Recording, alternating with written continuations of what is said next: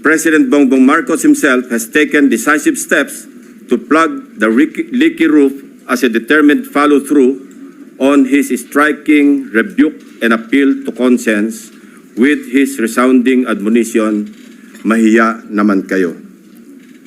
Wasting no time after his stern warning during the last SONA against those who misuse public funds, Malacanang established and launched the Sumbong sa Pangulo website last week. I commend and sincerely thank the President for this open source website. Not only does it open the public a direct line to the President to report anomalous flood control projects in their midst, but in my case, including that of my staff, the website makes our investigative work a lot easier. For one, the coordinates that the website provides showed us a faster way to find shady, even ghost projects. Last week, the President took aim.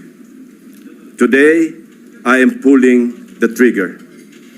Para sa ating mga kababayan, nakatutok ang aking presentasyon sa araw na ito sa mga flood control projects pa lamang.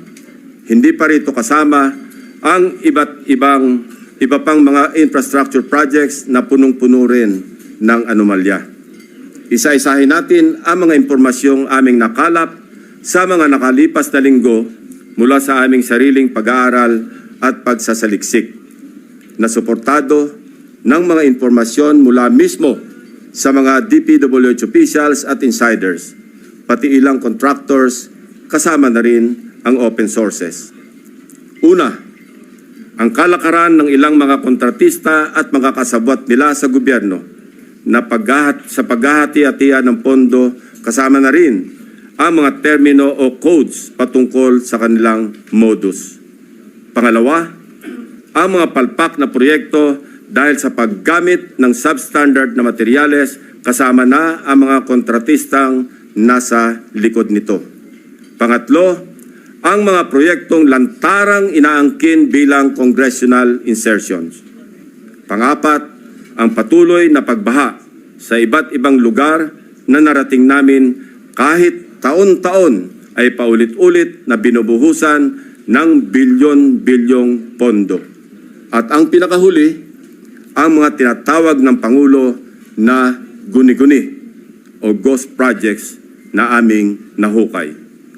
For over 15 years, from 2011 to 2025, we appropriated more than 1.9 trillion pesos for flood control management program under the budget of the Department of Public Works and Highways alone. Sa loob lamang ng 3 taon, mula 2023 hanggang 2025, higit 1 trillion pesos ang ating inilaan sa ilalim ng 3 naipasang budget measures para sa flood control. Halos 53% ng kabuuang pondo sa loob ng 15 taon.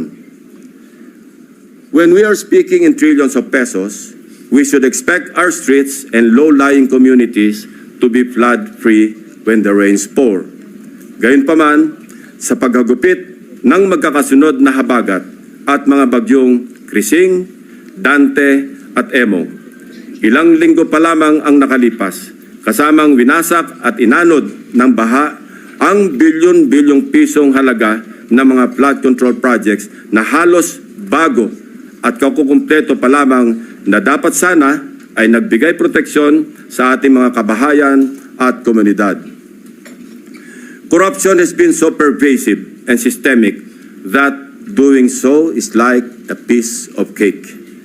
And when I say piece of cake, I mean that funds for a specific project are divided, shares vary depending on greed, big parts swallowed by corrupt operators, both from the public and private sectors, leaving only crumbs for actual project implementation. Mailan pa ngang proyekto, hindi man lang nagtira para sa taong bayan. Ang tawag ng Pangulong Marcos dito, guni-guni o ghost projects. Mr. President, let me illustrate an example of the pie sharing in a severely corrupted project. Nais kong bigyan din na hindi ito representasyon ng lahat ng kalakaran sa flood control projects sa buong Pilipinas. While the pillaging pattern is relatively the same, the pie sharing varies depending on the level of greed. Ihiwalay muna natin ang mga regular o legal na buwis at insurances na automatic na binabawas sa mga proyekto. 5% value-added tax, 2% withholding tax, 1% para sa bonds and insurances at 1% materials testing. Ibawas na rin natin ang allowable contractor's profit na 8 to 10%. Halimbawa, sa 100 million piso na pondo para sa flood control project, kung ibabawas ang maximum allowable deductions, nasa 82 million ang matitira para sa proyekto. Pero hindi pa rito nagtatapos, Mr. President. Kakatayin pa ang budget para sa mga lagay, commissions, SOPs at iba-iba pang terminong binubuo para sa shares ng mga korap. Sa mga halos magkakaparehong impormasyon na aming nakalap, ganito kagarapal ang sistema sa hatian ng isang maanumalyang proyekto. 8 to 10% para sa mga opisyal ng DPWH. Swerte na daw kung pumayag ang district engineer na 6% lamang ang parte niya. May ekstrang 2 to 3% pa na parte ang district engineering office kung may sosobra sa contractor's profit.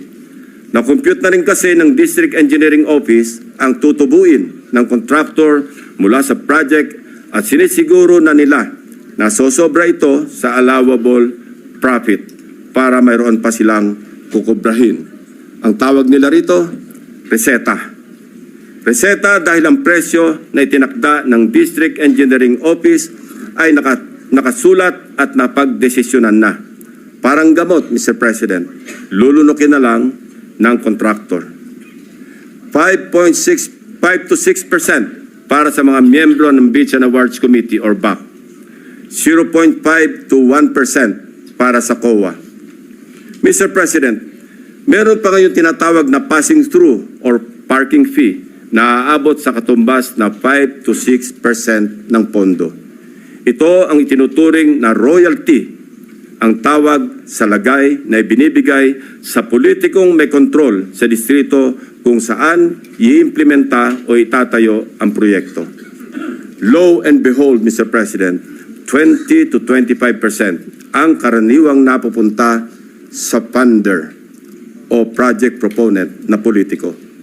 Mr. President, ang matitirang pondo para sa pagpapatayo ng proyekto ay napakaswerte ng umabot sa 40% o 40 million pesos alisunod sa ating halimbawang 100 million pisong pondo para sa proyekto. Mr. President, there is an evident pattern of this nasty distribution of public funds among crooks. Ito ay base sa mga case studies na aming pinuntahan at mususing inimbestigahan sa iba't ibang dako ng bansa, partikular sa issue ng flood control. Hindi na namin sinama sa aking presentasyon ang mga naikutan at ibinunyag na ng Pangulo. Ang malinaw na malinaw. Halos pare-pareho ang pattern kung paano minamasaker ng mga kawatan ang pondo ng bayan. Nauna na po itong iniulat ng ating Pangulo noong nakarang linggo. Nang banggitin niya ang mga items na pare-pareho ang contract cost sa kabila ng pagkakaiba-iba ng specs, disenyo at haba ng proyekto. Panoorin po natin ang video. Pag sinabi, may 50 project, pare-pareho, 150 million lahat. Pare-pareho lahat. Imposible yan. It is impossible for one barangay, even if they are the next barangay, to have the exact same project to the exact same amount with the exact same contractor. Imposible yan. Sa parlance po na ang nakakaalam lamang ay ang mga kasali sa gulangan sa pondo. Ito po ang tinatawag na distinct. Distinct ang mga budget items na makikita sa General Appropriations Act at awarded contracts na may pare-parehong halaga para sa magkakalapit man o magkakalayo na proyekto. Distinct dahil ayon sa aming mga informants sa loob ng DPWH at kinumpirma ng ilang contractors, coded na budget ito para mayroong pagkakakilanlan ang mga quote-unquote may-ari ng proyekto. Para sa mga nakakaunawa, ang ibig sabihin po ay akin yan.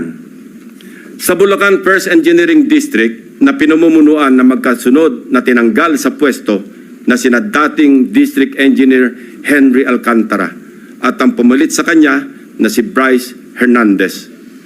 Napag-alaman naming talamak ang ganitong kalakaran. Bakit?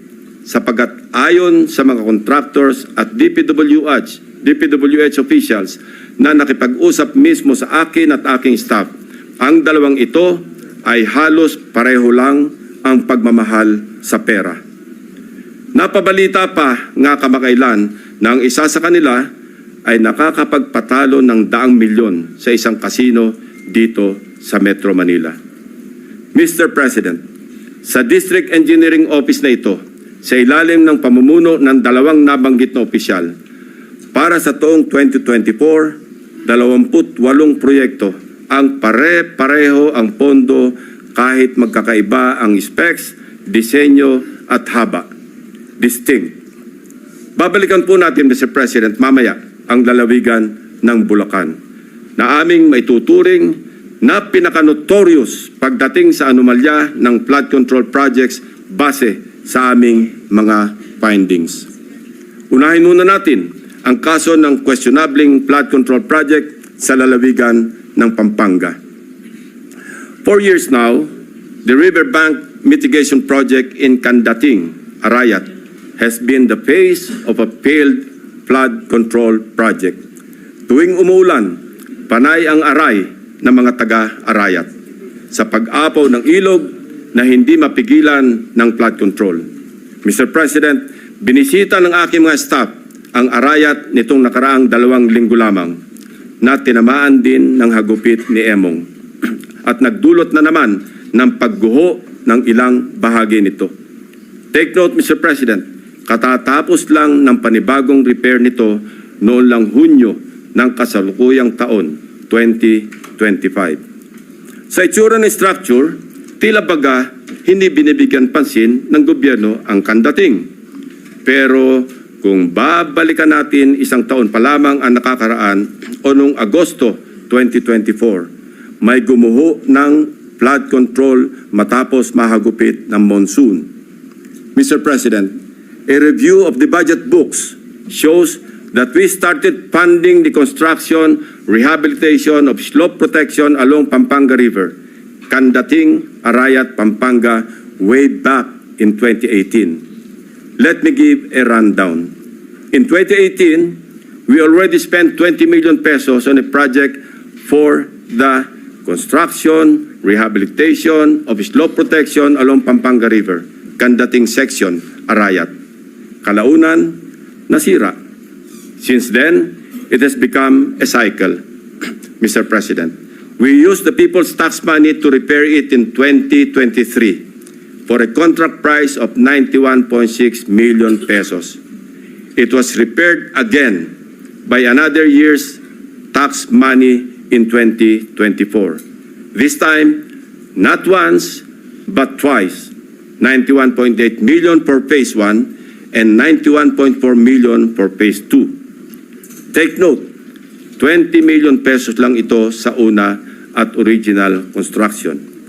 If the original construction cost was only 20 million pesos in 2018, why did the repair cost balloon to 350% or 91 million in 2023 and another 183 million pesos in 2024 or an overall increase of 815%. Aba, at nawili na ang funder ng Edmarie Construction na siyang palaging nananalong contractor sa Candating, Arayat, Pampanga noong 2023 at 2024. Naglagay pa ulit ng 100 million pesos ngayong taon. Buti na lang, pinigil ng Malacanang ang pag-release ng pondo. Distinct din but in a very distinct way. As I mentioned earlier, all of these were awarded to the same mighty contractor, Ed Marie Construction and Trading. In total, Ed Marie bagged 274.8 billion pesos in taxpayers' money for the rehabilitation, repair of kandating na tila hindi nagsasawa sa kare-repair. Hindi lang po yan ang issue ng Ed Marie. How can this contractor, with an unusual share of controversies, including being delisted as DHSUD builder in 2023, be trusted to rebuild its own consistently collapsing project, which has evidently come with great cost and loss to the government?